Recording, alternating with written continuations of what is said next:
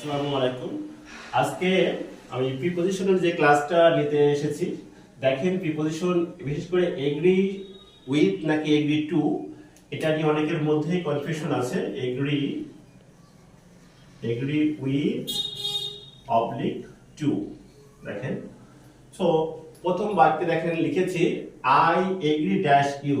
So এইখানে দেখেন এগ্রির পরে উইথ হবে নাকি টু হবে, এটা ডিপেন্ড করে অ্যাকচুয়ালি হচ্ছে এই যে অবজেক্টটা এখানে আছে। দেখেন এগ্রিটা করা হচ্ছে কার সাথে? ব্যক্তির সাথে। যদি ব্যক্তির সাথে এগ্রি করা হয় সেক্ষেত্রে এগ্রির পরে হবে হচ্ছে উইথ। আবারও বলছি, যদি এগ্রিটা ব্যক্তির সাথে হয় তাহলে কি হবে? প্রিপজিশন করবে উইথ। কিন্তু দেখেন দ্বিতীয় বাক্যে কি লেখা আছে? দে agri dash your proposal.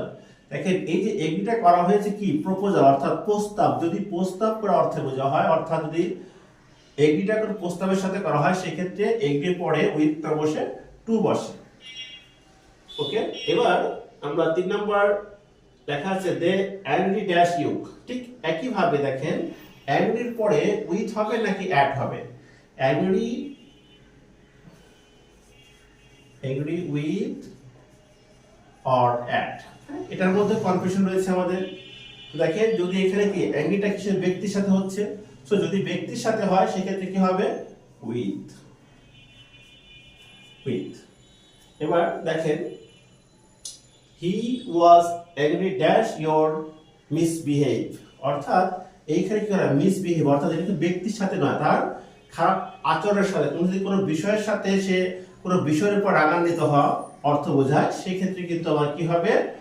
Angry at.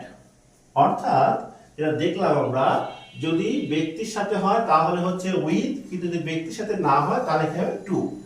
Same ভাবে অ্যাংরি যদি ব্যক্তির সাথে অ্যাংরি করা হয় তাহলে কি হবে? উইথ, কিন্তু যদি ব্যক্তির সাথে না হয়, যদি কোনো আচরণের সাথে হয় সেক্ষেত্রে কি হবে? Angry at.